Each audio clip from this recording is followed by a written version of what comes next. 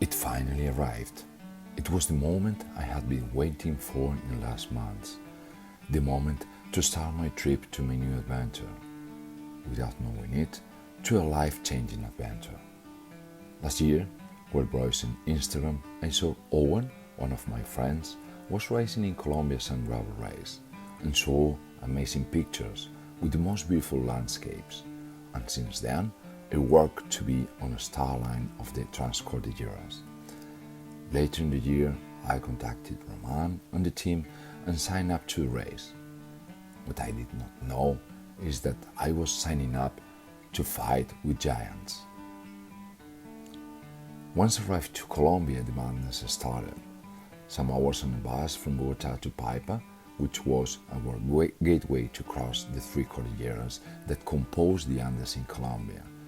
We were going to race it in 8 stages, by packing, taking all we needed on our lives from stage to stage, reducing our needs to a minimum for 8 days, as needs are reducing to weight that we will have to carry. A cold morning saw us starting our race, more than 100 riders, or fools, or maybe full riders, aligned to cross the Andes, and we were starting at almost 3,000 meters. I will never forget that first stage. It changed the way to measure things. It was a shock. Never thought anything could be as hard. It was only 137 kilometers and 3,000 meters of climbing, having almost a half been on tarmac. We used to measure things how hard are usually meters, not in the number of stones you will have to pass, the number of times you will have to walk in steep climbs not suited to cycle, how much the extreme heat will dehydrate you. Numbers given for a stage are not always telling you how things will actually be. The Chicamocha Canyon is the second largest canyon in the world. We climbed it on our first stage. It was 14 kilometers of steep technical ramps. It was more than 40 degrees. It was 3 hours climbing it and 1,200 meters of ascent. It made us feel we were in hell. But our descent, far from letting us relax, was brutal, technical, rocky, steep, until we reached some tarmac to get us to the finish line. For me, it was more than 7 hours on the bike. After finished, I could not process what happened. I could not process the beauty and brutality I experienced. I was speechless looking at the ceiling of my humble room in Suata. Then I realized I was not racing. I was fighting with giants. First of the giants I was fighting were the Andes.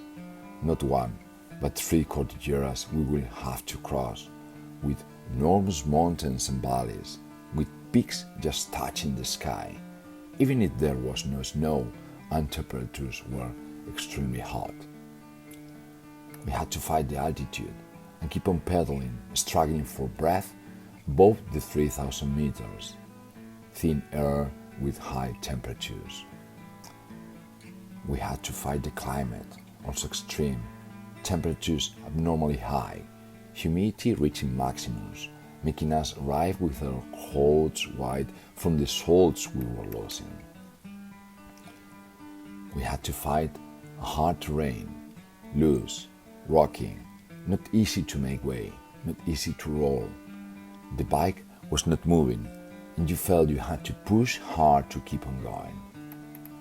We fought with the animals we found on our way, dogs, hens, cows, wild horses, donkeys.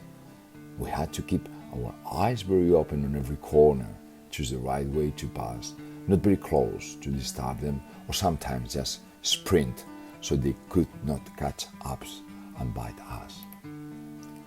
We had to fight the solitude, to enjoy being alone on endless climbs, to be on your own on a tropical rainforest in which you could only hear the noise of animals and the environment around. Fighting against our fears. The uncertainty usually makes us uncomfortable. Challenges of big magnitudes make us question our ability to conquer them. This was not a competition, it was a fight. Fight not with others, but just with yourself and the environment, just you and the Andes.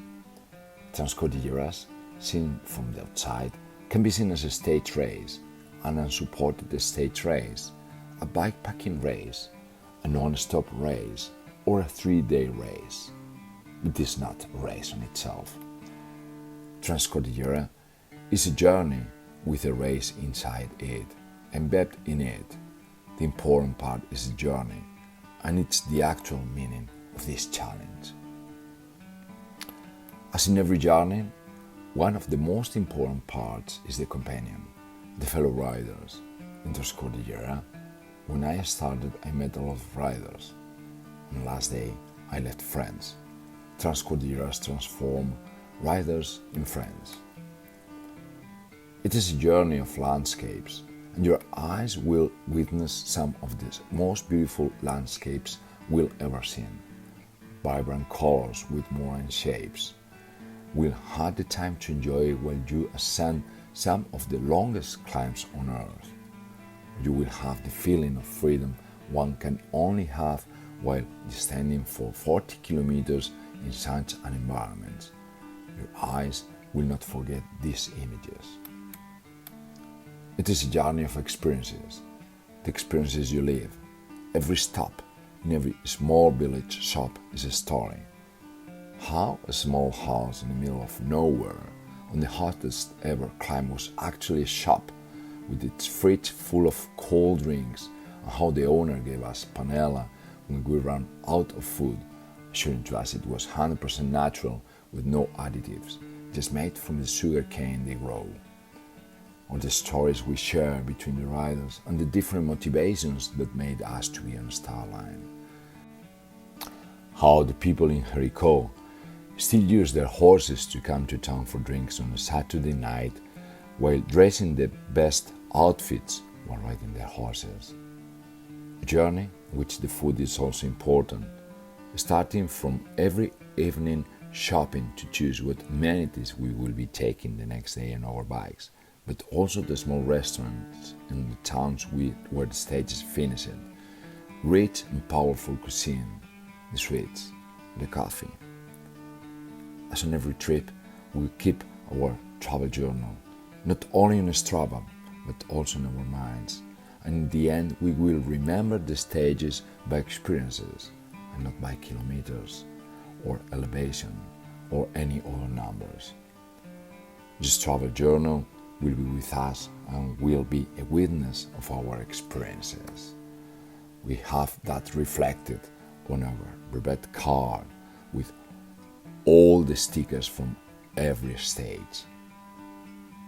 Eventually, this is not a race, but a journey of people, the people we met, their story, their faces, the moments we share on and off the bike, how Diana was preparing us the best coffee every morning, how Roman, Mario and Mauricio were taking care of us, how Paco, David and Steven were on the route capturing each moment. So many names, so many faces. Strange faces the first day, and now friends, because this is a journey of friendship and camaraderie. Transcordilleras is much more than a race. It's a vital journey that could change the way you measure things in your life. Once you have fought with giants, everything will be different.